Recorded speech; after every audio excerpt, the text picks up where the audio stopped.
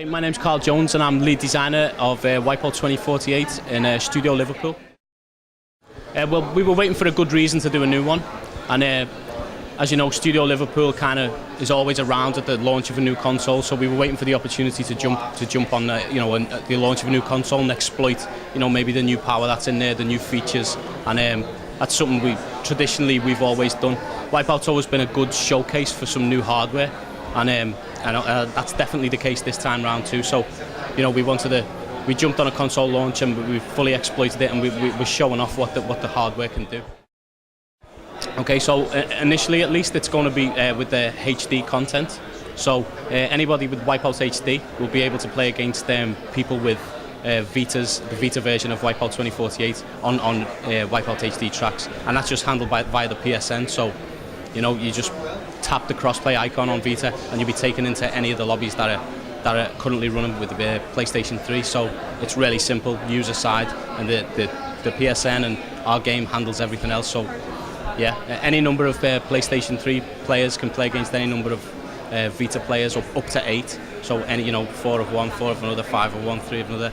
It doesn't matter which way the ratio goes. So yeah, so it's kind of platform agnostic now. So regardless of which platform you're on, you can still enjoy WipEout via crossplay. Well, in the single player game alone, there's well over 150 events in there. And they range from regular races, combat events, time trials, speed laps, zone events.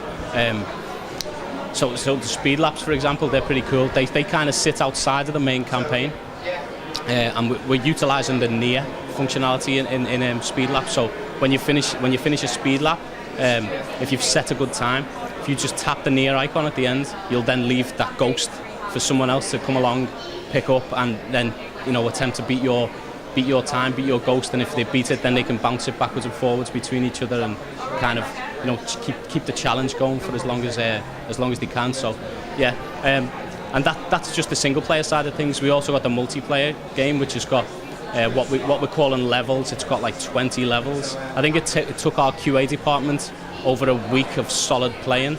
In terms of hours, it was over a week of solid playing just to complete the multiplayer game. So this really is probably our biggest WipEout game to date. That's before we start talking about the cross-play functionality and any ad hoc stuff that sits outside of the single player and multiplayer campaigns.